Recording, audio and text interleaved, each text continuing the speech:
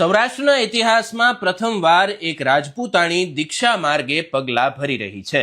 રાજકોટની 20 વર્ષની અને સમૃદ્ધ પરિવારની દીકરી હેતવીબા પરમારે દીક્ષા ગ્રહણ કરવાનો નિર્ણય લીધો છે.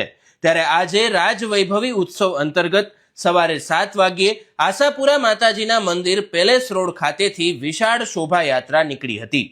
આચાર્ય ભગવંત પરમ પૂજ્ય તીર્થભદ્ર સુરીશ્વરજી મહારાજ સાહેબના નગર પ્રવેશ નિમિત્તે આયોજિત આ શોભાયાત્રામાં જૈન સમાજ તેમજ રાજપૂત સમાજના લોકો મોટી સંખ્યામાં હાજર રહ્યા હતા. અનેક કાર તેમજ બાઇક સહિત ઢોલ નગારા સાથે વાજતે ગાજતે શોભાયાત્રા નીકળી હતી.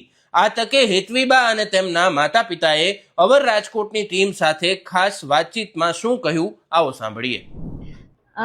હું 6 વર્ષથી આના માટે રાહ જોઉં છું. આ મારું ફંક્શન થાય, મને ઓઘો મળે, મને દીક્ષા મળે, એના માટે હું 6 વર્ષથી રાહ જોઉં છું. બસ આજે 5 દિવસ જ બાકી છે ને અંદરથી ખૂબ આનંદ છે કે બસ 8મી તારીખ જલ્દીથી જલ્દી આવે ને હું જલ્દીથી જલ્દી સાધુ વેશ ગ્રહણ કરું. સંયમનો માર્ગ આમ કષ્ટ માર્ગ નથી, પણ જો આપણને ફાવી જાય તો એકદમ ઈઝી છે અને બહુ સારું છે. સંસાર કરતા તો ખૂબ જ સારું છે. ઉપધાન હતું ને એ અમારામાં 48 ડેઝની આરાધના હોય. એ 48 ડેઝમાં આપણે ખાલી નાવાનું નહીં, 48 ડેઝ વાળ નહીં ઓળવાના, સંપૂર્ણ સાધુની જેમ જ જીવન જીવવાનું 48 ડેઝ. અને એ 48 ડેઝમાં એક દિવસ ઉપવાસ, એક દિવસ એકાશનું એકટાણું એવું આવે. એ અમે તપ કર્યું અને એમાં ખૂબ મજા આવી અને એનાથી મેં આ નિર્ણય લીધો. હું રાજપૂત પરિવારની છું એ વાત એકદમ સાચી છે, પણ પૂર્વની કઈ આરાધના બાકી હશે, પૂર્વનું કઈ એવું મારું બાકી હશે જે આ ભવે હું પૂરું કરું છું. મારા પરિવારનો આ માર્ગમાં પૂરેપૂરો સપોર્ટ છે.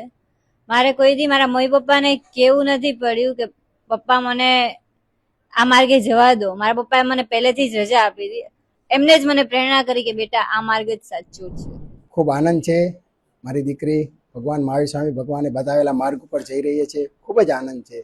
નિર્દોષ અને પાપમય જીવન જીવશે એનો ખૂબ આનંદ છે. મને ભગવાને બતાવેલા માર્ગ ઉપર આગળ વધી રહી છે તો મને ખૂબ જ આનંદ છે કે આજે મહાવીર ભગવાનના જે પંથ છે એને આગળ વધારી અને બસ એનું જીવન ઉજ્જમાળ બનાવે છે તો ખૂબ જ આનંદ થાય છે. ઘરમાં બહુ જ ખુશીનો માહોલ છે. લગ્ન કરે અને એ ખાલી 2 કુટુંબને જ તારે અને 2 કુટુંબને જ ખુશ કરી શકે.